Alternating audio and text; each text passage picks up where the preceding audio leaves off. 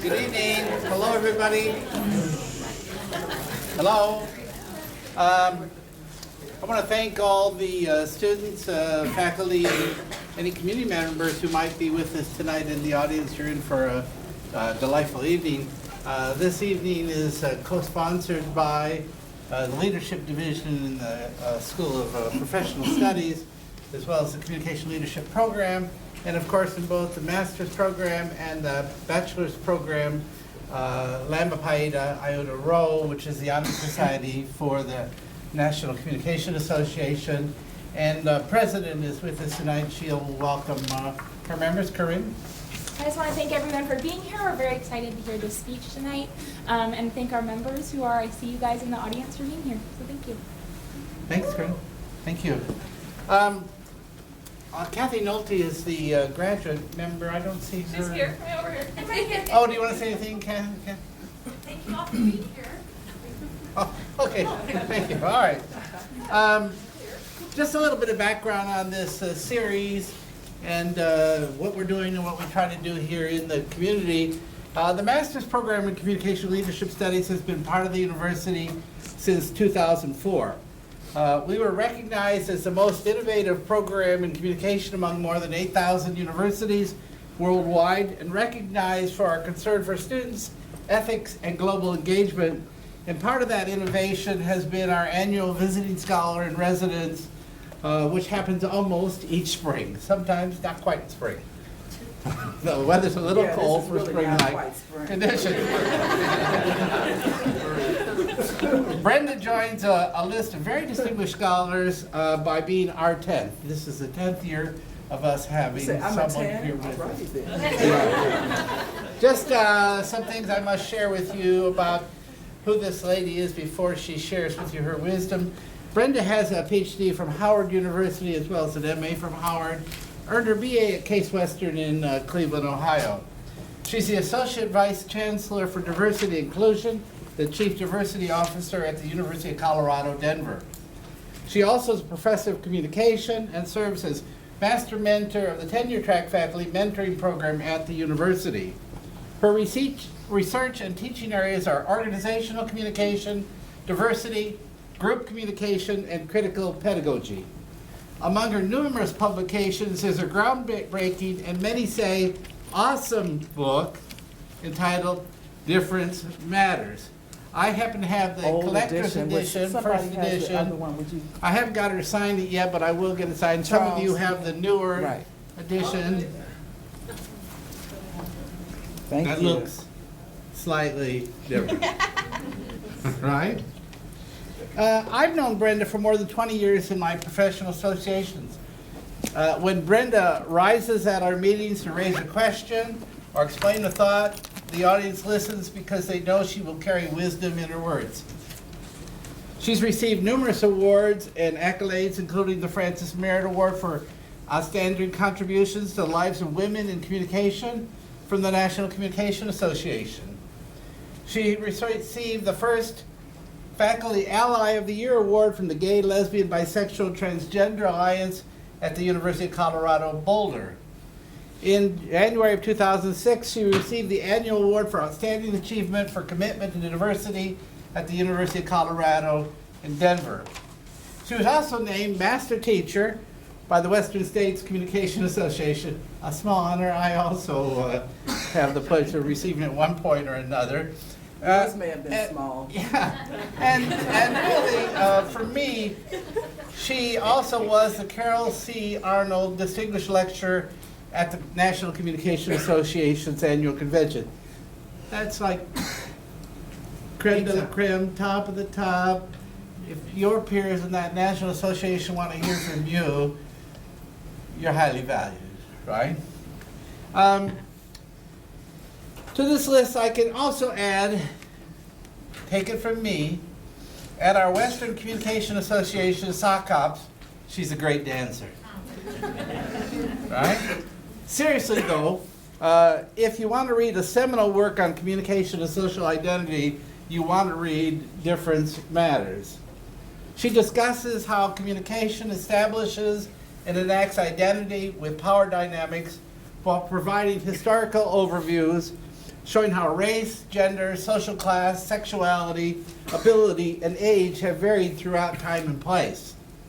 The book motivates its readers to think about valuing differences as positive, enriching features of society. Tonight we can share in the wisdom of Dr. Allen as she thinks aloud with us about communication and ethics in higher education. Brenda, we're honored to have you as our 10th visiting scholar.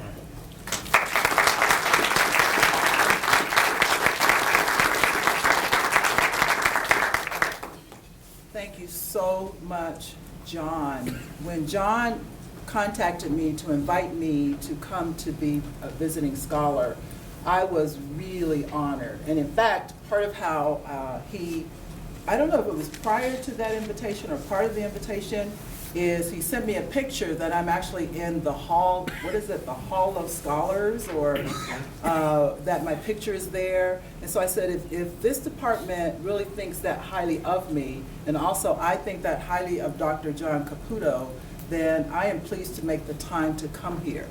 And I could not have imagined how awesome this experience has been for every person with whom I've interacted, for with members of the class, please raise your hands.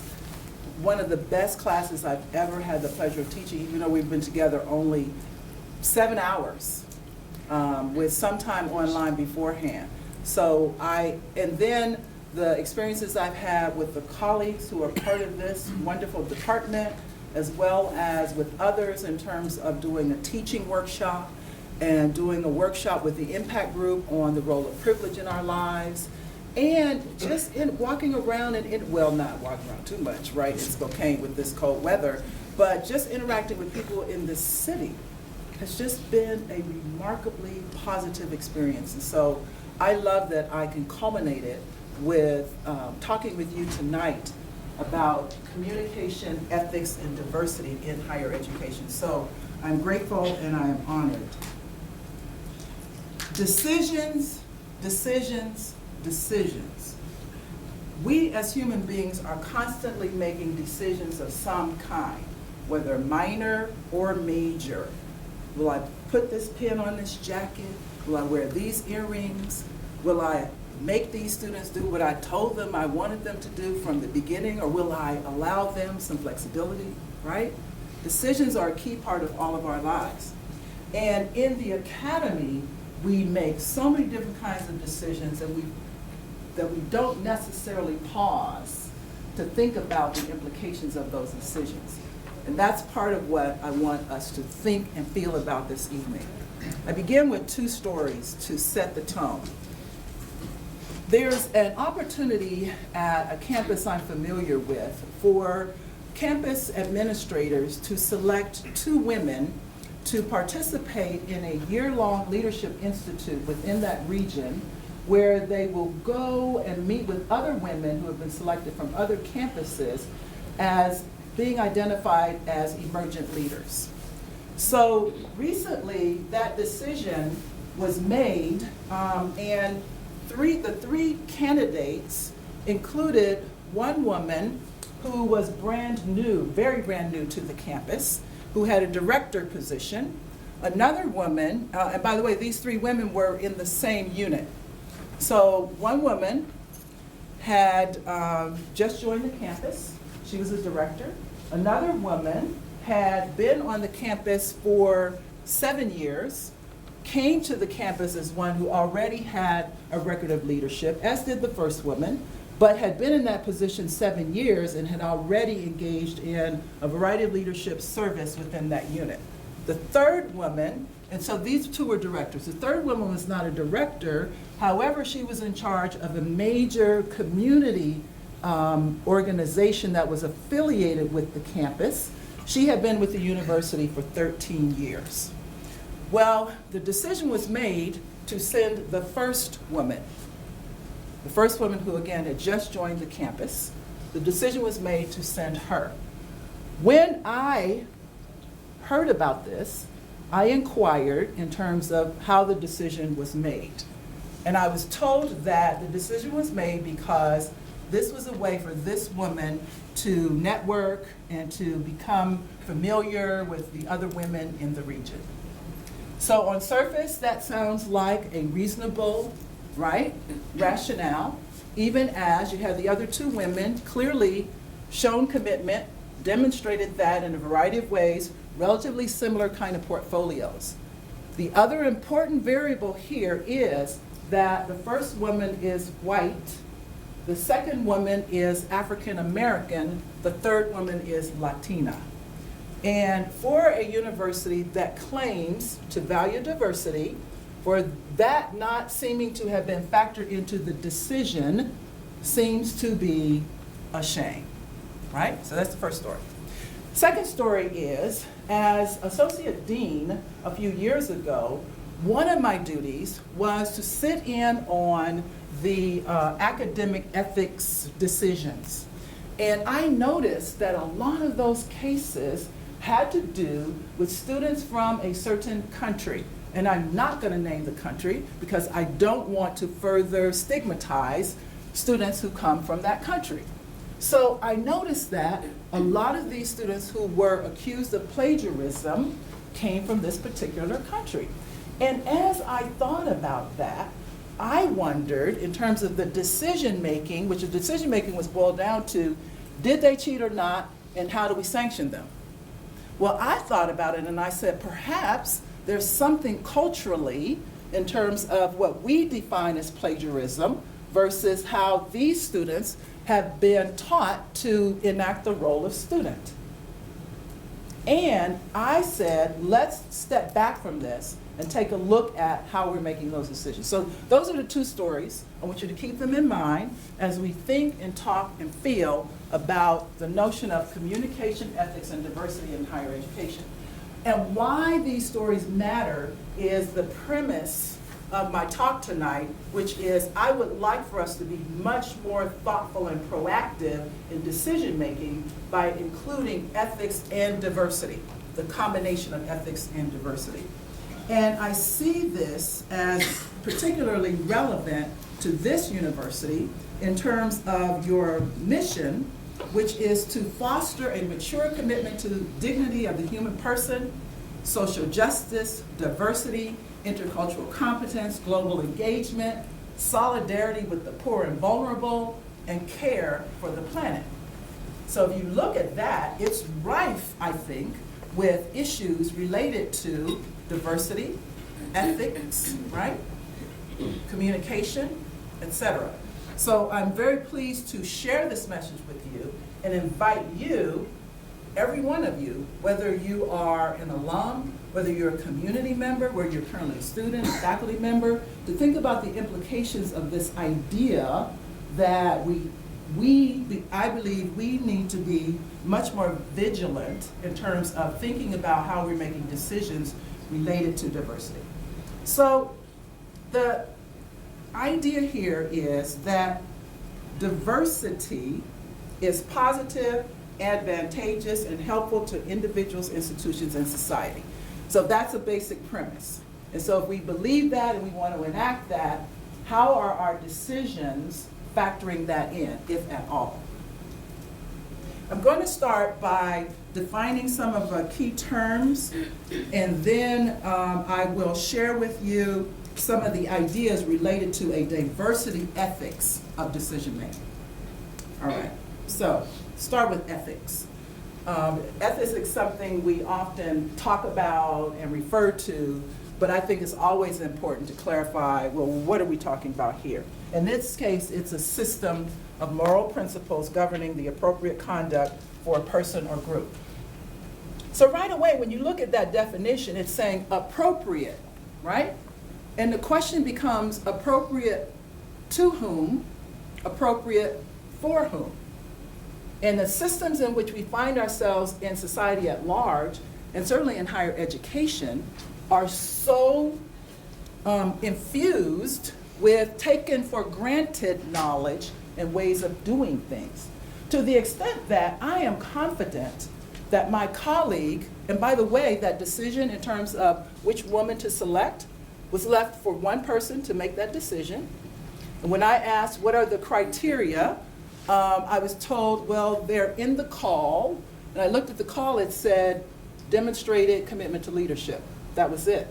as you know, as a criterion. And so thinking about then appropriate for whom and to whom, I believe for my colleague that made sense to her. And I think possibly because no one like me had invited her to think about, how about if we look at it this way, since we claim, right, we're interested in these issues. So this is what ethics means. And I just want to quickly go through what I mean by communicating, because again, it's important to clarify terms and think about then the implications of these terms. So communicating is very simply the processes we human beings use to share meaning with one another, that they can be explicit or they can be implicit. Also incorporates verbal and nonverbal. So that could be actually words that you say, the content, and how you say it. And when you think about verbal and nonverbal, if I said to you, "You're welcome to my office anytime you'd like," would you feel welcome? In terms of my nonverbals, no. So you, especially those of you in communication, but you don't have to be communication. You've lived enough to understand that nonverbal communication really matters. And these kinds of issues also you'll see how they matter when we think about ways we interact with one another across diverse identities. Communication also is formal and informal. And by the way, the ways we make decisions also are implicated here. So we may informally make a decision that has huge consequences that we haven't necessarily thought through, we haven't necessarily discussed with others, but by virtue of our power, we just say, let's do it this way. So formal, informal, so many different contexts in which we make decisions, whether it is in an actual meeting where people are authorized as a committee to deliberate, and yet within that committee setting, so many power dynamics can be operating that it claims to be, right, a consensus or decision-making process that includes everyone. And by the way, however, many times it actually does that. But there are varying contexts, whether it is in person, whether it is virtually, whether it is through electronic mail, a discussion board, one-on-one meeting, et cetera. And you think about the various kinds of decision-making actual activities in higher education. And in fact, let's pause for a moment. And I'd like to hear from you what kinds of decision-making. So I've spoken to the kind of decision-making which has to do with who gets an opportunity for professional development. That's one type of decision-making in the academy. Another type of decision-making is who decides and how do we decide whether a student is guilty or not of plagiarism? What are some other kinds of decisions, whether it's faculty, staff, students, community members, governing boards, priests, et cetera, what other kinds of decisions are made in the academy? Examples. Who gets into the university? Yes, who is admitted in the first place? Excellent. Other decisions. Reappointment and tenure. How you advance, whether you get reappointment or tenure, whether if your campus is like mine, if you're adjunct, whether you get hired another year, right? So a lot of kinds of hiring decisions. What other kind of decision making? Invited on committees. Whether you're invited to be on committees or not. And by the way, reasons you're invited to be on committees or not, which is a key issue when we think and talk about diversity. That many times persons who are members of non-dominant groups are invited to be on committees primarily to represent, right? And whether or not they actually are invited and fully authorized to represent is up for grabs. Moreover, whether or not they actually are qualified to represent, right? The fact that I'm a black woman sitting on the committee supposedly says I'm there to represent and to speak for because I understand and I bring the black woman's experience, et cetera, et cetera. I may or may not, right? So a lot of those kinds of dynamics in terms of that decision being made for a particular reason has consequences. Yes? Who's going to get a promotion? Who is going to get a promotion, period, and not just thinking about tenure, but thinking about all the different roles within the academy. Factoring in staff, right? So who gets promoted? Not only who gets promoted, who gets appointed. So I was appointed to the role of Chief Diversity Officer. And I hesitated to receive that appointment because I thought, maybe they thought, I should be in the role because I'm a black woman.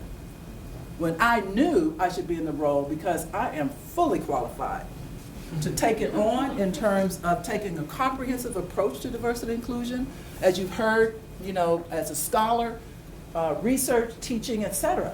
And I'm not sure that my colleagues who invited me to assume that position knew that about me when they invited me. But you best believe, by the time the process was over and I finally said yes, they did understand. And what are some other? Hiring, yes, hiring period. What else? Scholarship decisions. Who gets scholarships? What else? I haven't heard much about teaching. What kinds of decisions are around teaching? Who's invited to speak? Who's invited to come to be a speaker, to be a visiting scholar? What courses are offered? What courses are offered in the first place? Which books will we use? Which books will you use? Which other materials are on the syllabus? Which students get chosen for leadership opportunities? Which students get chosen for leadership opportunities? Simple as grading. How grades are decided upon? As I shared with my class this evening, I have an extremely scientific, old school approach, which is to print them out and throw them down the steps. And the ones that land on the bottom get the A, right? Yes. Which courses are required? Which courses are required? What kinds of assignments? What else? We really could go on and on. I don't think we have to, but I hope the point is being made. Whether or not, if you want to talk to that faculty member, that person really seems available to you, or what times those office hours are for students who may work, etc. What times classes are offered. Follow me? Lots and lots of decisions that are consequential and also made and enacted through a variety of media, whether it's face-to-face, whether it's virtual, whether it's email, whether it's handwritten, printed out, etc., etc. And by the way, there are decisions made about that, right? So how will I inform you that whatever? And at what time will I inform you? And how much time do I give you? Cultural variations within all these notions of communicating. And culture meaning taking culture very broadly, for instance, like nationality, but culture in terms of kinds of differences between maybe an engineering department and the facilities plant, right? Of ways that people interact and understand norms and expectations related to their roles. Graduate student, first year student, etc. So that's communicating, and it is just full, it's replete with power dynamics that have to do with who's in charge, who's perceived to be in charge, that have to do with enacting mainstream ways of being and saying that's the way we've always done it, or because we said so, we're going to do it that way. And by the way, these don't always have to be negative, but they always warrant, I believe, our interrogation, to take a look at them and see who are they serving and how well are they serving whomever. So with that notion of communication, it's important to have an understanding of the notion of ethical communication. And ethical communication says questions of right and wrong arise whenever people communicate. And we all know that. We probably there's some universals we could all believe in terms of what's right or wrong, but more often than not, one person's notion of right might be another person's notion of wrong when it comes to decision making, when it comes to just thinking about ethics. And what I appreciate about this credo from our national association is it says that ethical communication is fundamental to responsible thinking, decision making, and the development of relationships and communities across and within contexts, cultures, channels, and media. And I just added that so that I trust we're clear what I mean in talking about communication and communicating, and also thinking about the idea of decision-making and accepting my invitation that we become much more thoughtful and heartfelt when it comes to making decisions and factoring in a diversity ethics into those decisions. So what do I mean by diversity? Because diversity is a complex, contested, and controversial concept. Say that 4 times. It's complex, controversial, and I find that oftentimes, just in terms of decision-making and discussions, people neglect to clarify their terms. So we may making a decision about diversity, and I'm thinking it's one thing, and you're thinking it's another.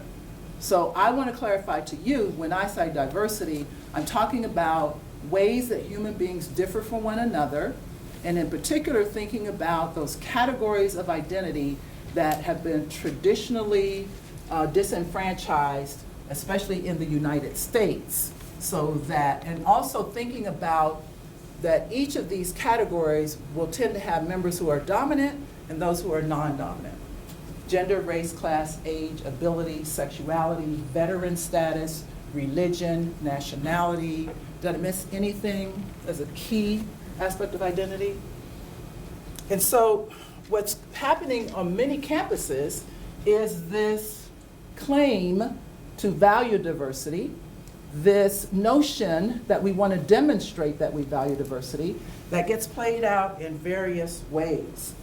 And most of the time, there are 2 things operating within those notions of stressing diversity on college campuses. One is a concern to invite and include those who have traditionally not been invited and included.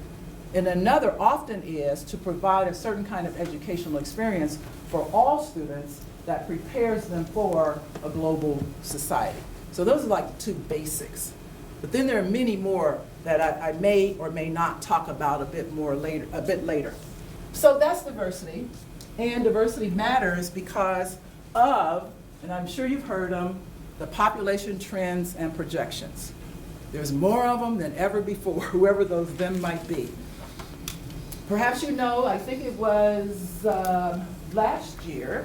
Was it last year? Time, you know how time just rolls right on along. But now, in terms of babies, up to 2 years old, I would say, because I think it was about 2 years ago, that babies born in the United States, that finally tipped over that there are more babies of color than white babies, right? So that percentage is there. So that's a population trend and projection. But there also are others that matter to us on college campuses, which include that students with disabilities in K-12 are now being mainstreamed, and they also are imagining themselves, and they're taking advantage of more often or more in more numbers, becoming college students. So that's an important issue in terms of diversity mattering. Also, in terms of religion, latest statistics show, especially traditional college-age students, much greater variety in terms of identifying from agnostic or atheist across the spectrum of religions. So that's a huge issue when you think about decision making, for example, that I'm working with on my campus that I have to confess to you I wasn't even aware of as a need, and which I hope punctuates a point of this talk, which is we need to educate ourselves about these diverse categories of students, faculty, and staff. So the president of our Muslim student union came to me to say he would like our campus to have halal food. And also explained to me this is not the same, for example, as someone who, well, it is the same, but it's yet different. So I don't want to diminish that someone may say, I prefer to have, meatless pizza versus, right? But they explained to me in terms of their very identity that this food is essential. And for us not to provide it is in some ways not only disrespecting, but not providing a means, right, by which they can earn sustenance.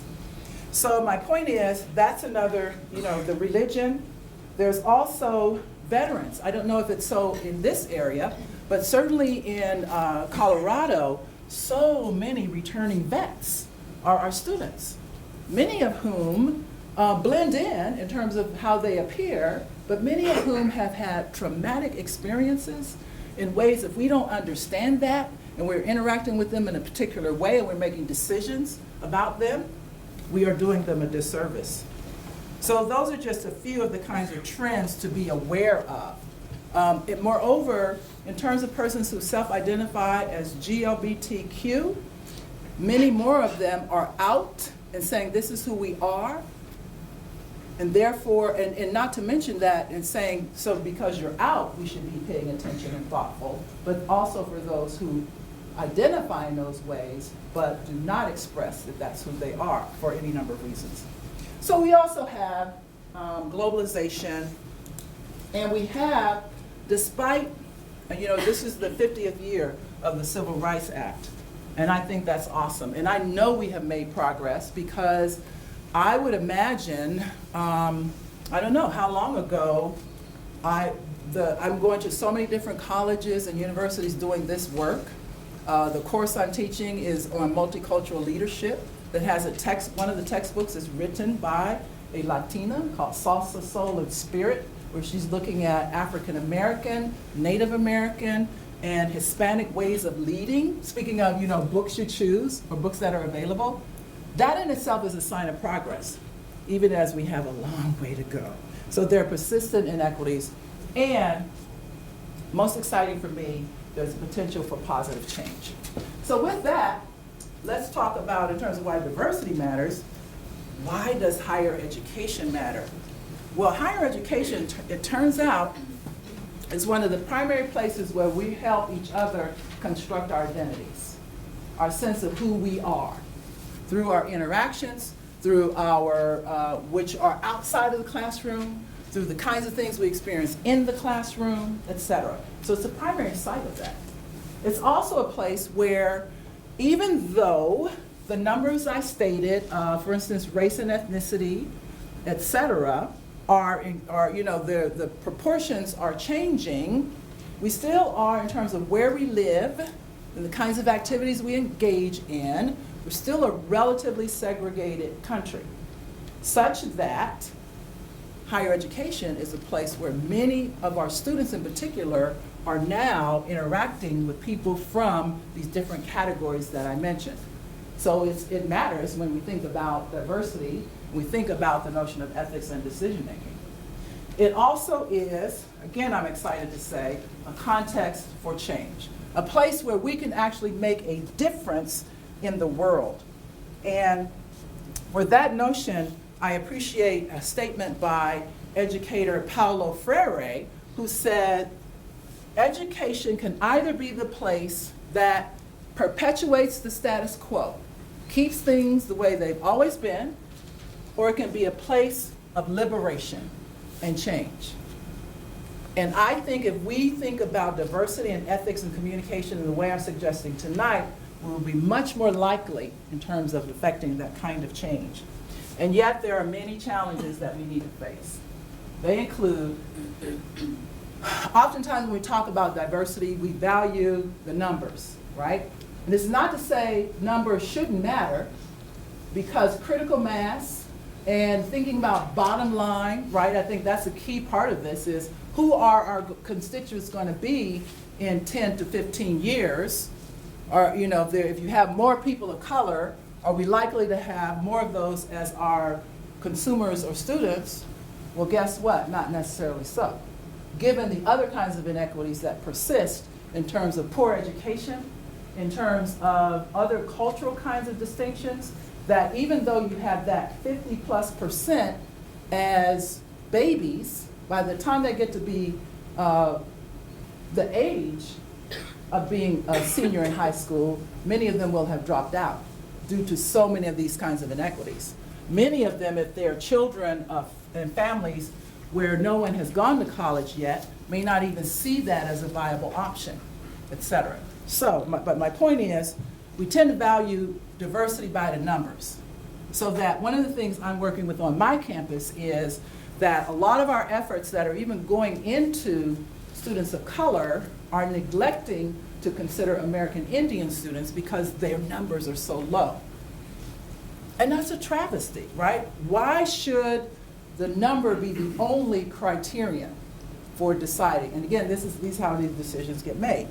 The other thing that tends to happen is when it comes to anything related to diversity, as I've alluded to already, there's a tendency to relegate those responsibilities to certain individuals or groups. So for example, when I was invited to become a faculty member at the University of Colorado Boulder in 1989, part of why, and they were straightforward about it, part of why they invited me is because I'm a twofer. I'm black and female. So that, again, by the numbers, they could say we now have one more woman, we now have one more person of color, right? So they could report that in their statistics. Little did they know. They were getting way more than a twofer. And in that position, I give it to my chair, white male, John Bowers, who said to me, when you come here, they're going to want you to be on every damn committee. Excuse my French, but that's what he said. They're going to want you to be on every damn committee. You can just tell them, I said, you can't. And I was too much of a rookie at that time to know how wise he was to say that, as well as how supportive he was as my chair to want to protect me, because he was exactly right. I was asked to be on so many different committees. Some of you, a talk I did earlier this week, I shared with you that someone called me from the contracting office to say, we're looking for a minority contractor, can you help us? I'm like, I just got here. All black people don't know each other. I didn't say that to them. I tried to be gracious. But I was thinking, right? And also with that kind of exchange, their intentions were probably good. And they just didn't know any better. And that's part of what I'm talking about. We need to know better. We need to learn and understand these kinds of issues. So it's also the notion of who's responsible for diversity tends to be focused on specialized units. So part of the reason that I kind of resisted becoming a chief diversity officer is I didn't want people to think, okay, she's in place now, so we're good. And I was very clear, if I came into the role, that would not be the case. That means now you have a champion, you have a place where we can collaborate, coordinate, et cetera. And I'm very pleased to say that that's playing itself out pretty well. But my point is that oftentimes that's the kind of approach to this. So it's like that person over there or that group over there, or certain disciplines or areas of study take the full responsibility. Okay? Women and gender studies, ethnic studies, queer studies, even as those are really, it's wonderful that so many campuses have those, and they do have that as a responsibility for the academic endeavor, but not necessarily fair, speaking of equity and ethics and what's right or wrong, right? That the brunt of the burden is often upon them. And they also, which really, really irks me, is those campuses that even have some kind of requirement regarding striving to become more culturally competent or aware. If they have it, it's only for students, with nothing for faculty and staff, and ways, first of all, that faculty and staff are interacting with one another, not to mention then how faculty and staff are interacting with students. And we tend to react when it comes to diversity issues rather than being proactive. So on my campus, and I'm not telling tales out of school, and I know it's streaming, so what's up, is that our School of Medicine had a rating in terms of accreditation and diversity that wasn't looking so hot. So they found $5 million to fund, right, increasing the diversity, and they succeeded. So that's reacting rather than being proactive. Now, did they take the $5 million and run with it and get the students? Of course. But you see my point. that too often it's more about, okay, the flames are at our back, or you have some bad press, instead of being proactive. And really, if you really say you value diversity, we should be able to see it in many instances. So those are some challenges, and ways we might move through those challenges is through something that's called diversity ethics. And this notion of diversity says that, as I alluded to earlier, diversity is positive, advantageous, and helpful to individuals, institutions, and society. So what this does is say, if we agree with this premise, that any decisions we make, we're going to be thoughtful and mindful of this notion of diversity. You see what I mean? That if we go back to those two examples, and I'll probably come back to them again, that we really will, first of all, have talked about how diversity matters to whatever the endeavor is.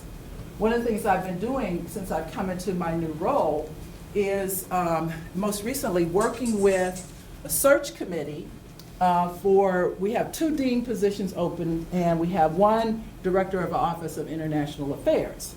And so I came in and spoke with them, and I said, really, I'm glad to be here, but it's a little late for me to enter this conversation. So to enter the conversation, I think they thought I was gonna come and say, send the ads out to this place, that place, right? When the diverse candidates come, send them to this restaurant and trot out this faculty member, because those are the ways that people tend to have their sense of, here's how we can show the persons from underrepresented groups, right, that we value diversity, and that we want to, if they come here, here's where you can get your hair cut, or, those kinds of things can matter, but they're so low on the list in terms of we're really going to demonstrate this diversity affirming ethics. So what I say to them is, I wish I had helped to facilitate a conversation around, for this dean's position, how does diversity matter? No matter who comes in to be the dean. For this dean's position, what do you look for in a candidate? In any candidate. Not just, because so often this quest to have more persons of color neglects to really think about, well, why are you doing that really? And what are you expecting will happen?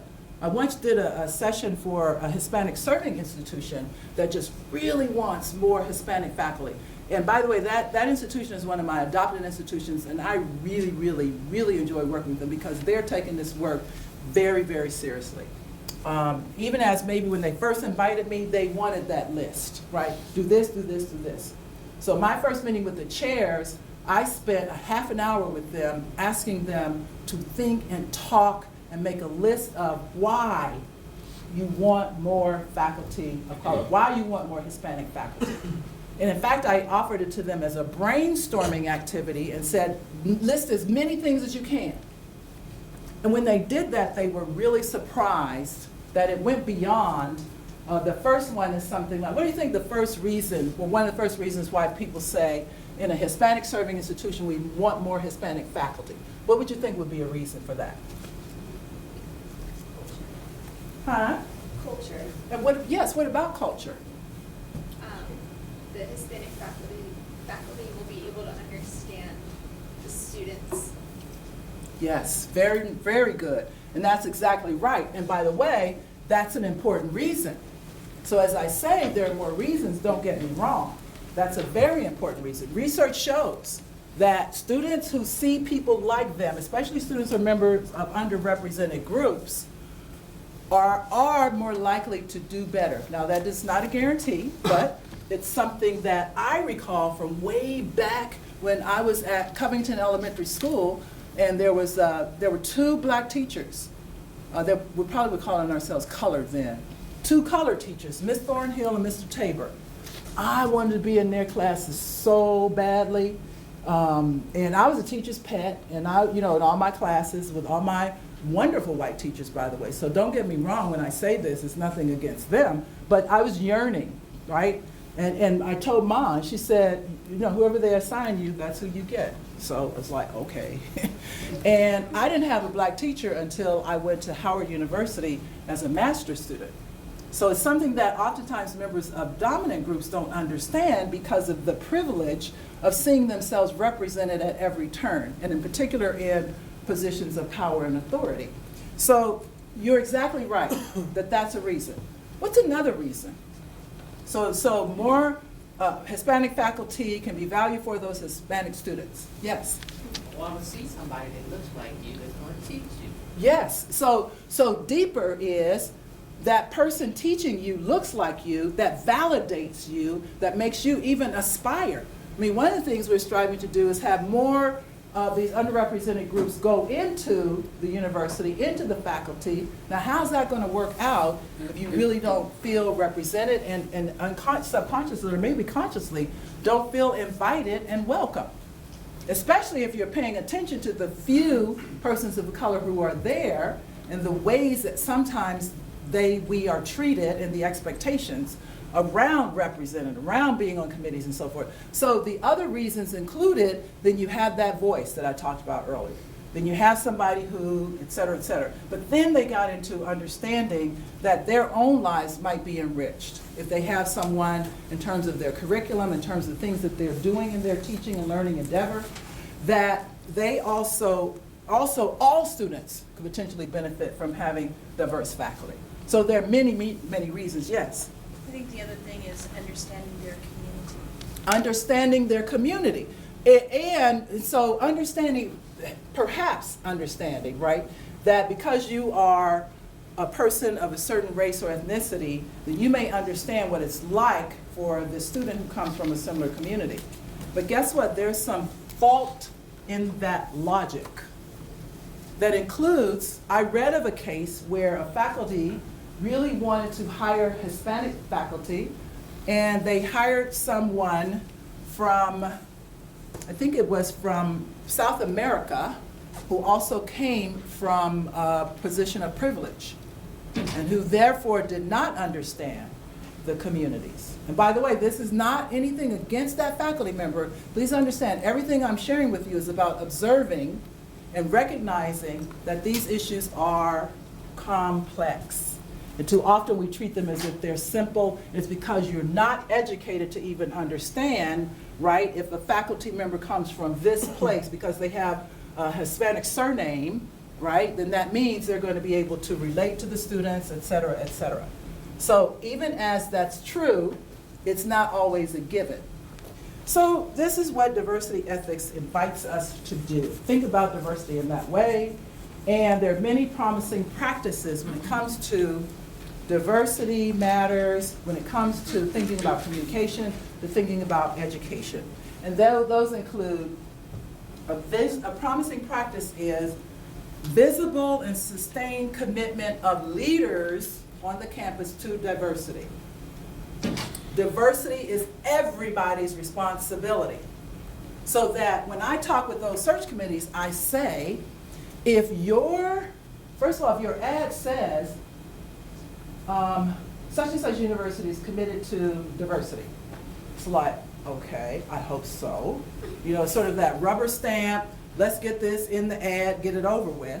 As contrasted with you've really thought through, right, this position will be responsible for advancing the diversity strategic priority, which is to enhance diversity university-wide and foster a culture of inclusion through curriculum, recruitment, retention, cultural competence, and professional development.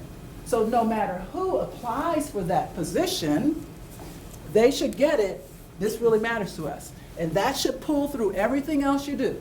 So whoever you select, there should be something obvious in their application.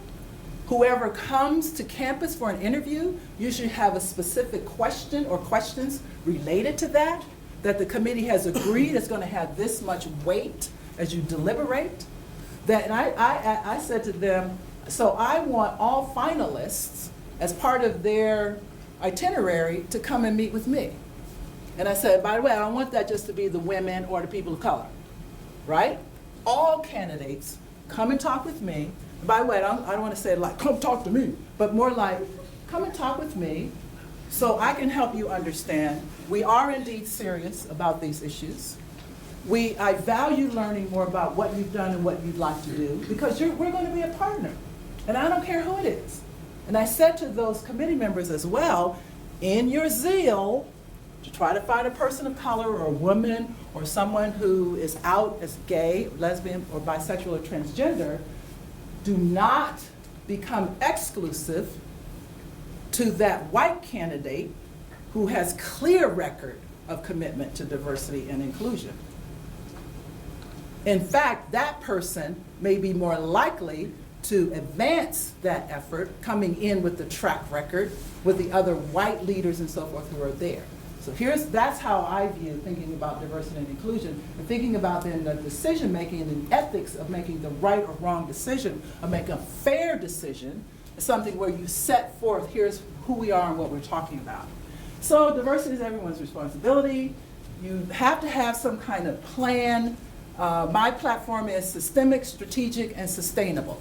So when people come to me to say, we'd like to do this event, we'd like to whatever, then I think they're beginning to get it from me, that I'm going to say, how's it helping to make us accomplish that diversity strategic priority, right?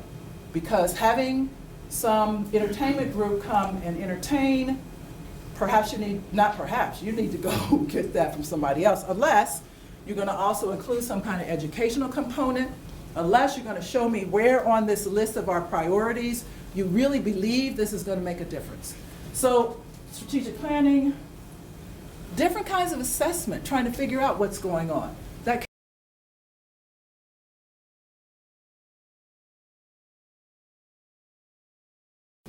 varying systems of rewards and accountability.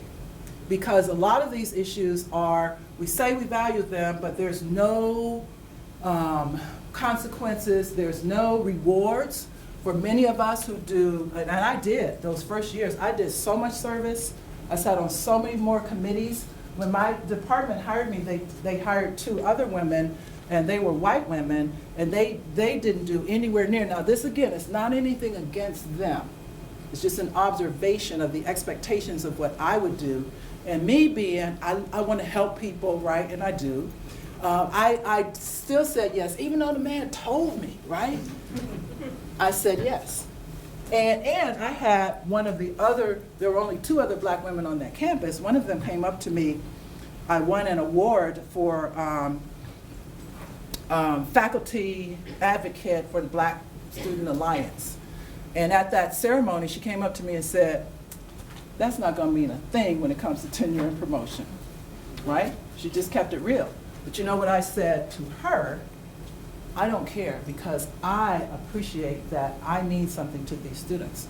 So what I'm sharing with you then is not to say, right, what and how I now mentor. You heard that I'm the master mentor, right? That's why I said yes when they said you will be known as the master mentor. So I said, okay, where do I sign?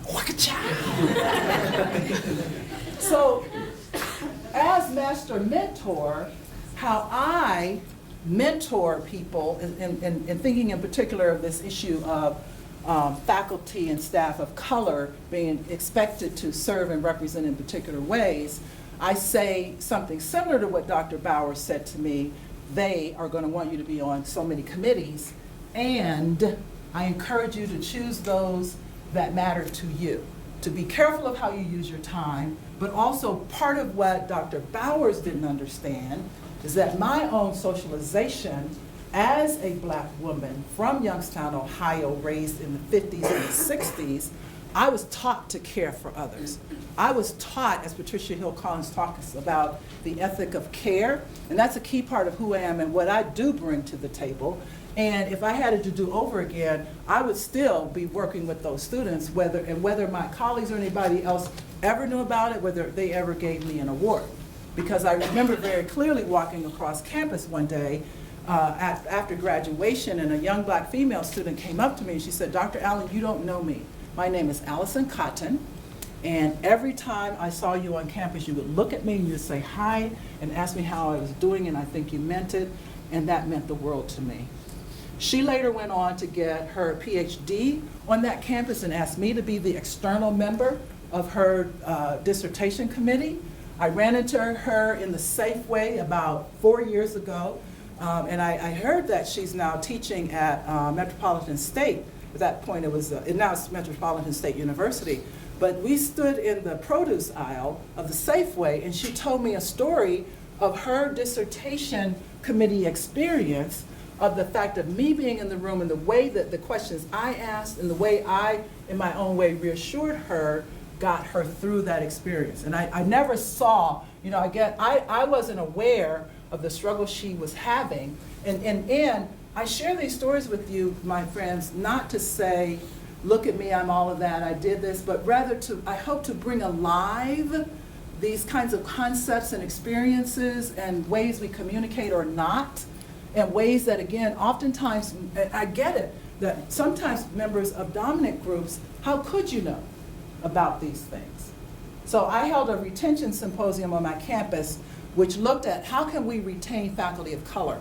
And I invited the provost and the chancellor, and they came, and we did an appreciative inquiry of asking those faculty of color what's working for you, what else might not, et cetera.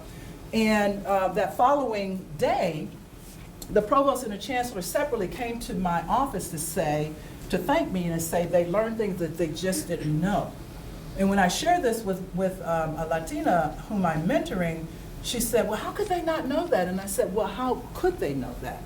As white males, and it's particularly white males in the same generation as I am, and one of whom is from corporate and the other of whom is in the hard sciences, right? When would they have been exposed to these issues? Short of these kinds of events, short of the kinds of, maybe back to that idea of, why is it that only students are required to have some kind of cultural competence training? So these are the kinds of issues in terms of rewards and accountability, such that what often happens with faculty of color, women faculty in particular, and actually recently I've heard some things regarding two colleagues who are out as gay, lesbian, bisexual, in terms of then what seem to be differences in terms of how they are indeed evaluated because of that, you know, supposedly the division of service, teaching, and research. Also, to be proactive in developing the organization itself when it comes to these issues is a promising practice, and again, ongoing professional development. And that leads me to, I'm going to walk you through, you didn't know you were coming to class, did you, to a workshop. I'm going to walk you through just a piece of a workshop I've been conducting that is related to this notion of diversity, ethics, and communication in higher education, which looks at the notion of unconscious bias, because that's the kind of thing that happens in these decision-making practices, right? So I think, especially when I go back to the example of the students, and again, I'm not naming the country, I think that there's some biases that just have to do with those students' identities in the first place. That then there's an unexamined predisposition to kind of believe that they are guilty of plagiarism. So if you look at that picture, and you all have seen these kinds of things before, right? The question is, which of the tables has the longest side? And you pick it. Those of you who don't know what's going on here. In actuality, the length you see coming down this way and the width you see that way, they are exactly the same. It's an optical illusion, right? Our eyes, our schema tell us that that one looks that way. And the reason I share this is because that's how those unconscious biases work. And if you didn't have somebody in the room to say, no, let's measure them, for example, right? Everybody, especially if the person in power is saying, there, you know, this one is the longest one, let's move on, right? And, okay, let's move on. Even that person might say, well, I'd like to measure it, right? So thinking of that then, of ways that we sometimes are biased, I want to share with you a 5-minute video that I also play as part of this project. And it's pretty self-explanatory, 5 minutes. Members of the Ohio State University community believe that diversity is an important institutional goal. We also recognize that unconscious biases influence behaviors even when people have the very best intentions, even when they understand how important diversity is to the reasons we are here, enriching student learning and making breakthroughs in research. So what are these unconscious biases and how do they operate? Let's peel back a layer and look at schemas. We all, regardless of gender or race, perceive and treat people based on their race, gender, social group, etc. We have expectations, judgments, hypotheses, oftentimes unconscious, that influence how we see people. These are our schemas. An unconscious bias is at play when someone says relatively few qualified minority candidates are available, and these are highly sought after, so we're unlikely to recruit them. Schemas can lead us to faulty reasoning that is not supported by available data. There are, in fact, qualified minority candidates, and bias prevents them from being hired in the proportion available. Let's look at some examples of how schemas or biases limit applicant pools in recruitment and selection processes. When evaluating identical application packages, male and female university psychology professors preferred 2-to-1 to hire Brian over Karen as an assistant professor. When evaluating a more experienced record at the point of promotion to tenure, reservations were expressed 4 times more often when the name was female. Letters of recommendation are critical to securing jobs and securing promotion, and bias is prevalent. Letters for men tend to be longer and contain more references to the applicant's CV, publications, patients, and colleagues. The letters for women, on the other hand, are shorter and contain more references to personal life and more doubt raisers such as hedges, faint praise, and irrelevancies. Statements like these appear in letters. It's amazing how much she's accomplished. It appears her health is stable. She's close to my wife. One male instructor provided a guest lecture to 8 sections of a communication course. In half the lectures, he referred to my partner Jennifer. In the other half to my partner Jason. The straight instructor received 22% more positive comments than the gay instructor. The straight instructor received 81% fewer negative comments than the gay instructor. Applicants with names that are more likely to be perceived as African American had to send 15 resumes to get a callback, compared with 10 needed by applicants with white-sounding names. White names yield as many more callbacks as an additional 8 years of experience. Biases influence the rate at which the inventions of faculty women are commercialized and lead to startup companies. Male academics are much more likely than their female counterparts to start companies to exploit their inventions. In an experiment to see whether tech licensing officers in leading research universities favor the inventions of male inventors, identical invention proposals were sent out, half with a female name and half with a male name. Although the inventions were identical, the licensing officers were significantly more likely to dissuade the female inventor from starting a company.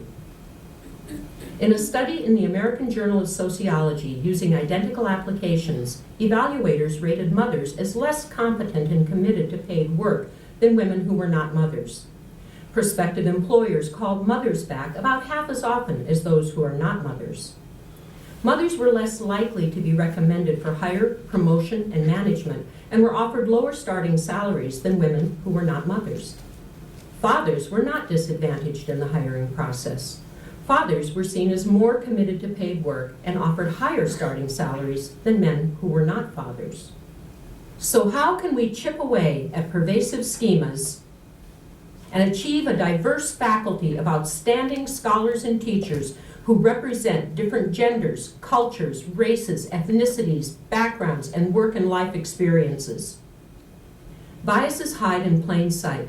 They are prevalent and appear in our everyday interactions and decisions. This video presentation was the first step in building your awareness of unconscious biases. Be mindful of them as you serve on selection and promotion and tenure committees. Write letters of support. Interact with your colleagues and students, and serve the university in all the many ways that you do.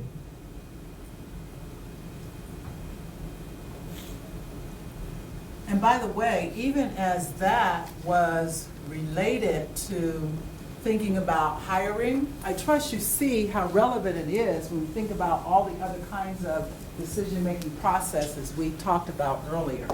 So as you think about these issues, unconscious bias very quickly is a form of rapid cognition. It's systematic. It's mapped to the prejudices that we've been taught and stigmas all our lives, if we live in this country and others. And it's often completely incompatible with our conscious values. How many of you have done the implicit association test from Harvard University? If you haven't, I have the website up and I want you to look for it. It's a wonderful test where it flashes pictures at you related to various identities and you have to respond.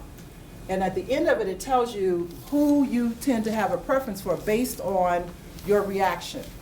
And I tried it again. I've done it many times as part of my work. I tried it again just last week, and I still have a preference, according to my internal biases, for light-skinned over dark-skinned. Makes sense to me because I was indoctrinated in terms of light-skin being more valuable than dark-skin.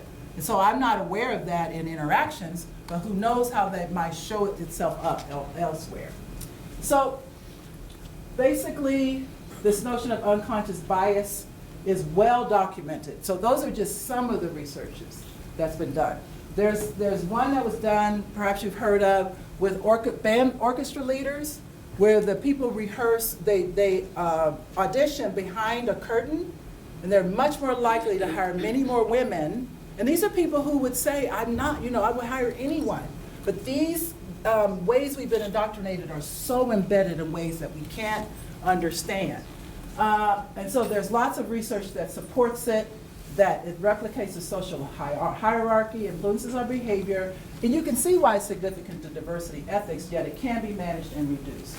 It can be managed and reduced by remembering and conceding that we all have biases, commit to reducing them. When you're getting ready to do something that's part of decision, talk about how you're going to do it, rather than kind of just jumping in and doing it the way you've always done it. Also be aware of power dynamics. Be mindful and present, and give yourself enough time. How these kinds of biases can really get away from us is because we're trying to get it done. And so then we're just relying on those biases, as well as if they're the power dynamics. So going back to the idea of having a person in the room who's representing underrepresented people, if that person doesn't really feel empowered to speak up, she or he may not. And it's really not fair, talking about ethics and equity, it's not fair to expect that person to do that. So there's an awesome new approach, which again, some of you may have heard about, which is training senior professors who are well regarded on campuses. And most of them, just because historically, this is nothing against them, are more likely to be white males. Training them to be the diversity advocate who sits on the search committee and who is the one who guides the group through, these are the kinds of issues to consider. And it's a brilliant approach because it also then provides an opportunity to train those faculty members, because I'm not saying they're all not already available and capable of doing that. So, but being mindful and present, giving yourself enough time, and agreeing to have a climate where you will raise concerns about potential bias. So I remember being in a search committee where somebody said, we just read between the lines of that recommendation letter, what they're really saying is, and so I was, new, and I just believed them. And nobody contested that. And it was something negative that they were inferring about reading between the lines. And it's moments like that when I would hope someone would say, well, help me understand how you got to that. Or if you had a rubric there, help me understand how that's relevant to how we're evaluating. So you see what I'm saying? There are ways you can be proactive and set up a process that can disrupt these biases and that could lead to more ethics decision-making that think about diversity. So now as I wrap it up, there are recommendations. That was it for the little mini workshop. Now we come back to thinking about the larger topic. And what can you do to move toward a more diversity-affirming ethics, especially when it comes to decision-making in higher education? And one of the things to do is to increase your knowledge of diversity issues in higher education. So for example, speaking of how biases seem to operate, there's persistent research revealing ways that all students evaluate faculty members differently according to their race and or their gender, right?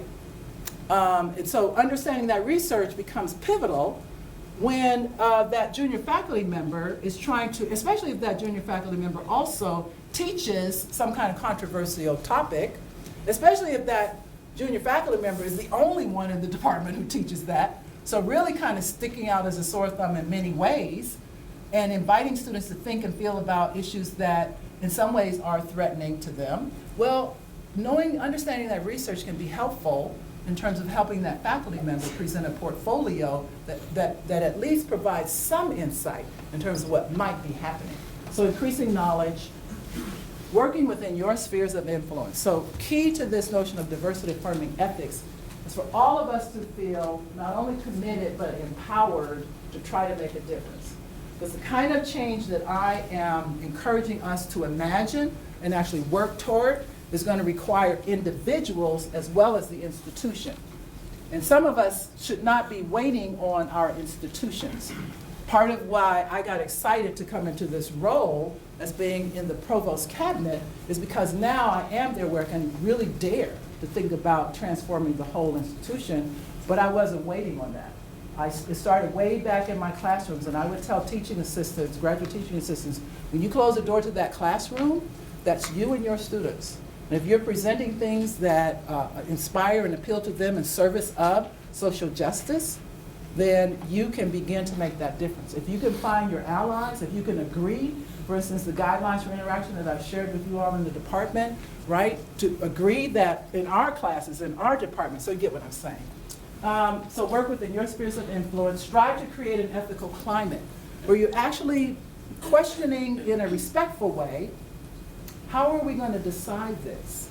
Or as we think about this particular decision or process, where are we trying to incorporate diversity, right? Of talking about these issues and going back to the mission statement of the Gonzaga, how are those decisions, are they keeping that mission in mind, right? Heightened moral sensitivity to diversity. That diversity matters as a moral imperative. It's not just because the numbers are increasing, et cetera. And again, especially with the mission of a Jesuit institution, I would hope that is really a key part of how you're making decisions. And provide spaces to engage in dialogue about these issues. Because if we're not trying to talk about them and explore them, they're not going to happen on their own. And I appreciate that I've had this opportunity to share with you all. Asking questions, for example, do we value what is different or do we want to assimilate it? What sometimes happens with members of underrepresented groups is, one faculty member said it, Latino said it at an institution. He said, I thought you were hiring me, but you were hiring me, right? Meaning he thought they understood he was this complex person who brought not only his culture and the scholarship that he did, but a variety of other things. When really, once he got there, they were hiring him to do that representing and neglect the other aspects of who he is. So is that what we want to do? Do we understand the limited nature? And this is key. And I hope you've seen, I just shared with you that I'm still learning and growing, and I've been doing this work for almost, 20 plus years now. I'm still learning and growing and trying to understand. One of my key learning moments was when my colleague, Dr. Anna Spradlin, we both were really revered as instructors, as teachers. And she actually invited me to lunch, and she came out to me at a point where I didn't even know what coming out was about. And she shared with me the pain of her life of passing as a straight person.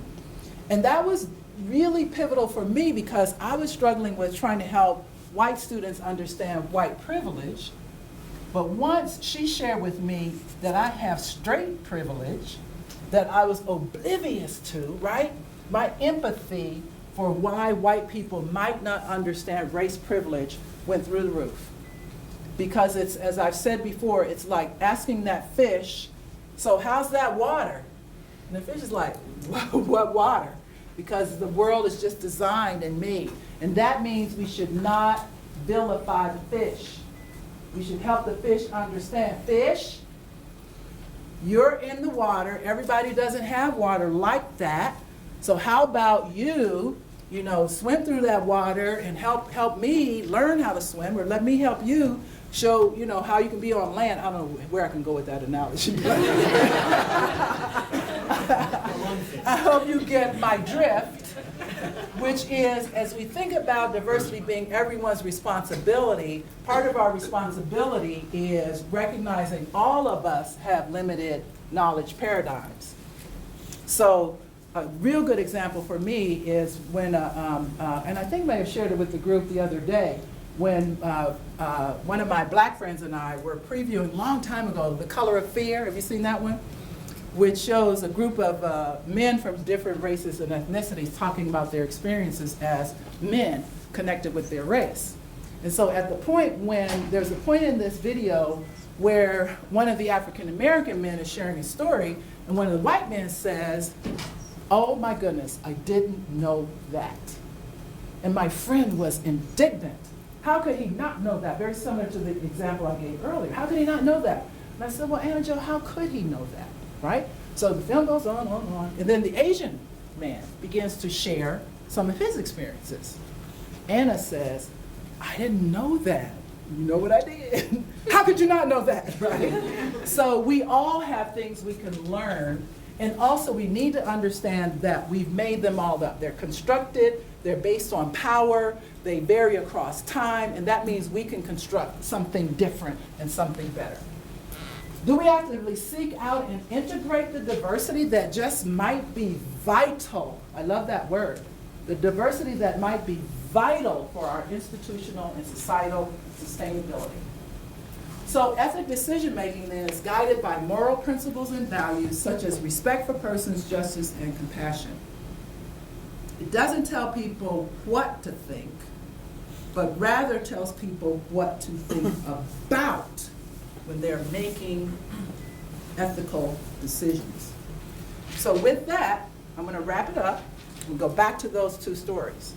So with ethical decision-making, and that idea of which of the three women gets chosen to go for that leadership experience, what might have been done differently as a diversity affirming ethics? Any ideas?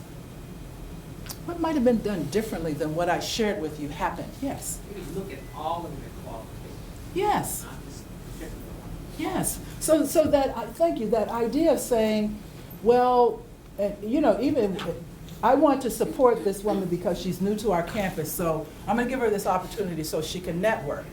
That's a reasonable thing, but what about some other criteria? And by the way, what about having criteria in the first place other than possibility of leadership experience? And by the way, how about if you're doing the diversity affirming ethics, one of your criteria, and that doesn't mean then that becomes the reason you choose, but you have that in the mix in the first place, right? That one of the criteria we'll consider is the candidate's race and ethnicity, because we really are committed to advancing people of color. In this case, it's already about women, so that's good, right? Any other ideas? How about you have a committee rather than one person getting to, who has the authority and power to make that one decision? How about, I didn't tell you this, that the call for nominations just says, nominate somebody. How about a little more clarity of what you expect in that application? And maybe you even have, rather than the person's race ethnicity, what about if you have someone who has a demonstrated commitment to diversity issues? Okay? And in that case, perhaps person A, right, with the various criteria, she may have actually been selected, but it's because it's a transparent policy, it's something that's been thought through in advance. Now, let's go back to the case of the students. What kinds of things could be done differently than at that moment just deciding whether or not the student is guilty of plagiarism? A diversity affirming ethics, how could we be proactive when it comes to those issues? Understanding the learning, where they went to school, their international school. Yes, striving to understand cultural backgrounds. And again, the good news in all of this is there's so much research, right? And so as I've looked at this, I have the wonderful advantage of phenomenal graduate research assistant, asked him to do some research, and there's an abundance of research which looks at cultural differences when it comes to things like citing people, quoting, the kinds of things that are accused of being plagiarism, and that being culturally determined, but also talks about things like professors assuming all students even know what you mean when you say don't plagiarize. So a lot of these issues are about communication and being clear and explicit.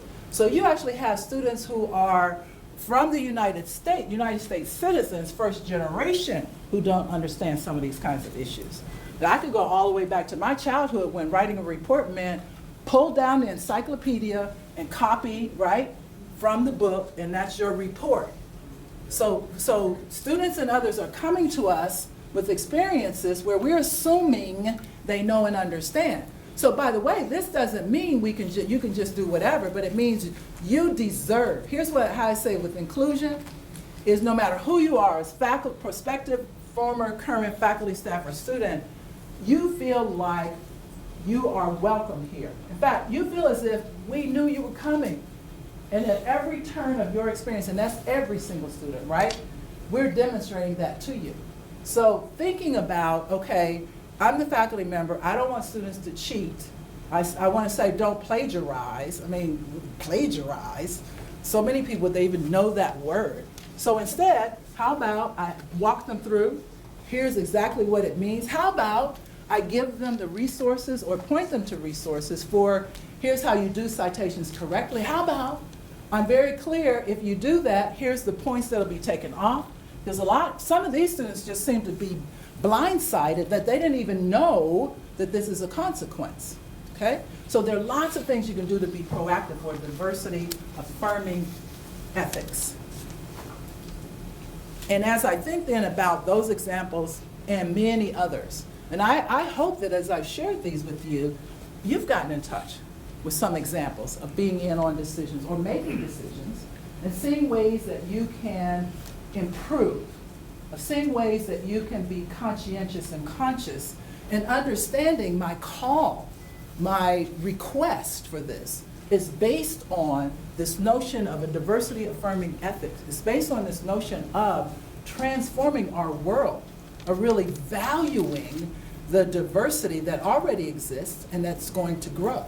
Before I close, though, you had something to offer, and I want to be sure to hear from you. I was kind of a part of what I was going to say was what you said, that as a student here, we have like the student handbook.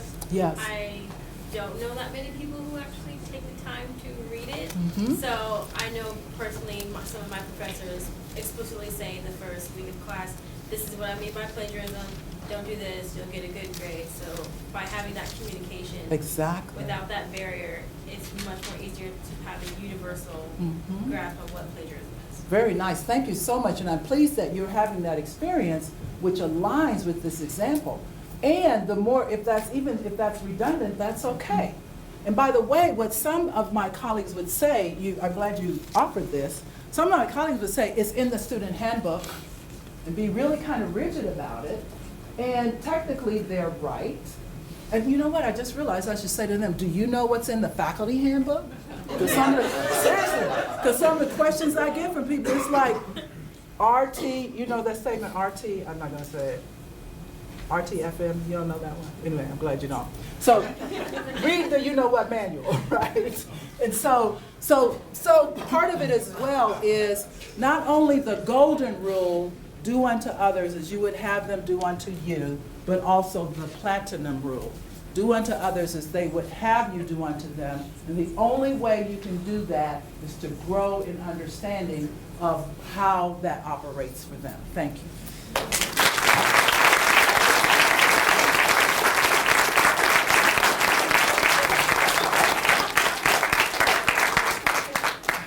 We have some time to take a few questions. If you need to leave, if you do it quietly, okay, but let's go forward with some questions for a while here.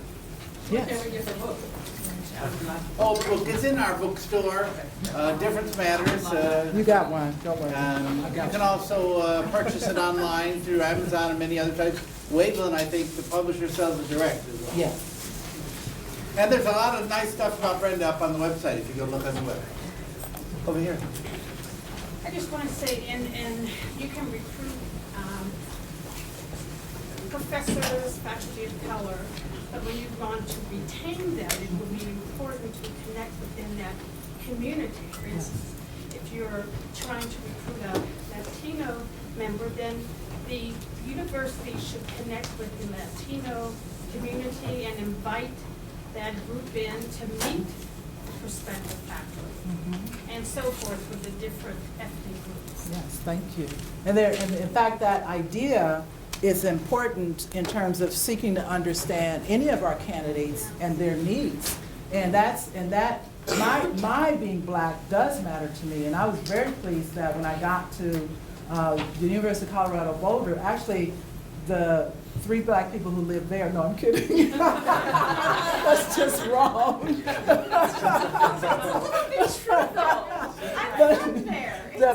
Some of the black community there, they found me. Yes. And they embraced me. And I just offer that caveat because all Black people wouldn't necessarily want to be part of the Black community. And maybe that's why they came to Boulder in the first place. Just keeping it real in terms of these issues are complex. And so how I address that issue with my colleagues is say, let's ask all of our applicants what would be helpful for them when they come to campus, right? And that gives them that chance to say, right? I mean, there may be somebody who doesn't have a visible in terms of an aspect of their identity, then that gives them that opportunity. So your point is extremely well taken. Not only for that, but also I wish most campuses were doing more in terms of relationships with communities, period.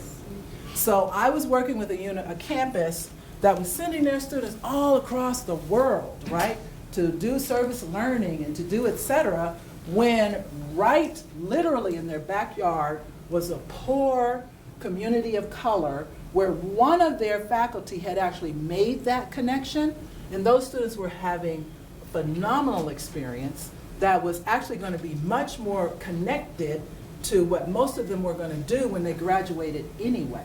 So you prompt me to remember establishing those kinds of relationships is just valuable, period. Yes, ma'am. Oh. I just want to say, as an African-American female, Yes. church is very important. So when I moved here, Mhm. and I was able to connect with the church of my Yes. choice, Yes. then that was a very supportive group, Very along with nice. some other organizations. Yes, thank you, and I'm also glad that you were able to make those kinds of connections, because what I think sometimes colleagues who are part of the majority, whatever that majority might be, don't understand the kind of isolation and alienation oftentimes members of underrepresented groups feel when they're the only one or one of a few. Don't understand it, and that's part of acquiring more knowledge and striving to provide opportunities and so forth when it comes to a variety of these kinds of aspects of identity. Yeah. Yes, ma'am. It's interesting. I'm from a small community college, and so I am a chair, and the chair that I'll be starting is exactly what you're talking about, is for education for faculty and staff on diversity. And I've been struggling with that because this community college is very, there's no diversity there in essence. or What do very- you mean? Right. Specify. Is Yeah. it race? Is it Yeah, class? it's- Is it because the other thing to understand is that, excuse me just a moment, Uh-huh. oftentimes back to how I said how we define diversity, Uh-huh.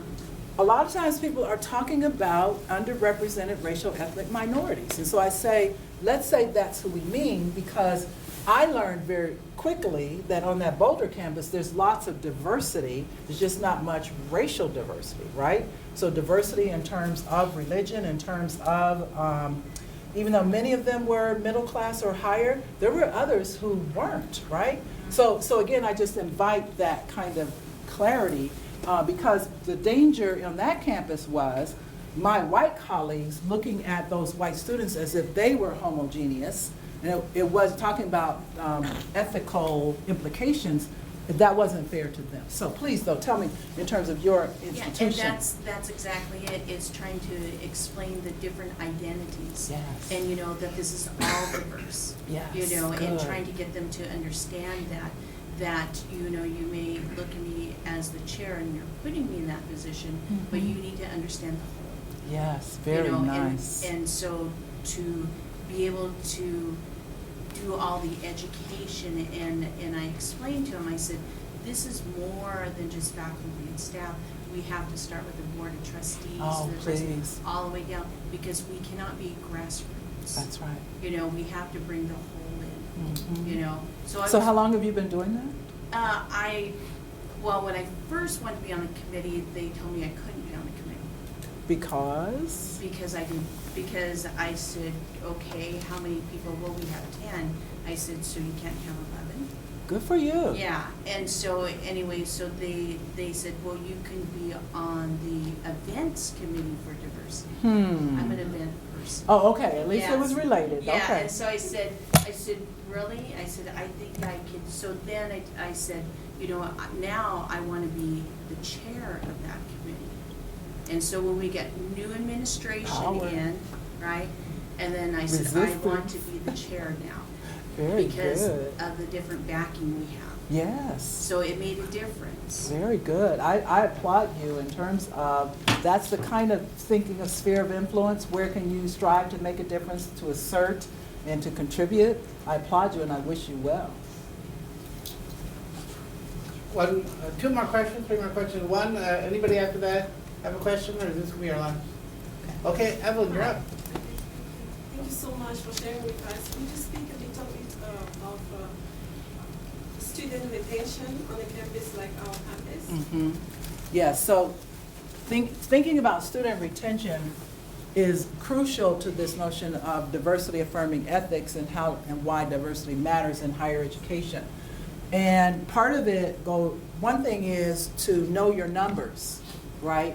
Oftentimes campuses aren't keeping track, or if they are, nobody's paying attention to those numbers. So I'm part of a major initiative on my campus is actually doing an in-depth assessment of retention of students of color in particular as related to white students, but also really disaggregating them. And we're finding some differences between retention for African American, Hispanic, and Native American students. So the first thing is keeping track of numbers. The second is, again, there are so many best and promising practices, is educating ourselves of what works and then striving to incorporate what works when it comes to retention. And that can vary from the point that was key to this conversation of the idea of actually having faculty of color in place, right? And for some students, it seems that just knowing that person is there, not whether or not you actually have them in your class, but also there are other things that are more systemic. So one of the things this project is finding that I'm leading on my campus, co-leading on my campus, is that when it comes to certain math classes, for African American students, they are more likely not to pass the class. But then when they look a little deeper into it, some of these students are also ones who got in on the wait list, right? And therefore probably weren't, they weren't there maybe for part of the, anyway, there are different dynamics. And so what we're doing with this project is we're going to look at those patterns and then try to be proactive. And so the idea of this is called Equity and Excellence Project. The idea of this project is to look for challenges and to fix the system rather than thinking there's something wrong with the students, right?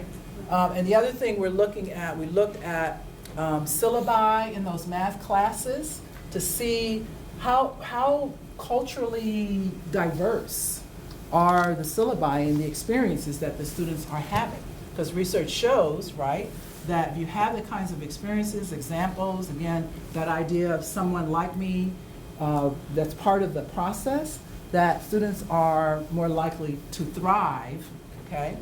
As well, so there are many different things, and my bottom line is, there are lots of best and promising practices, but somebody's got to care enough about that retention to invest the time and energy into understanding these and then applying. And I have to say it at least one more time, the good news is there is a wealth of research related to these issues. So I do have a couple of resources that I highly recommend, which would be my website that has links to a few different kinds of things if you just want to strive to understand some of these issues better, as well as that implicit associations test. That one more than my website, I really encourage you to go and take some of those tests. And don't feel badly if you discover you tend to prefer whatever the dominant is in those different categories. But rather to take that as, I have work to do. And to know, especially if you're a member of a non-dominant group where you're aware of discrimination and certain ways that others seem privileged, that you also embody and enjoy certain kinds of privilege, or you also may have internalized some of these oppressions about your very own group. Brenda, we have a tradition here for our visiting scholars that once you join us, you're a ZAG for life. ZAG? I said, is there a difference between a ZAG and a bulldog? I asked somebody and they said no. Is that right? Yes. It's right that it's not. But the object is to get zaggy with it. Show me how to do that, John. Get zaggy with it.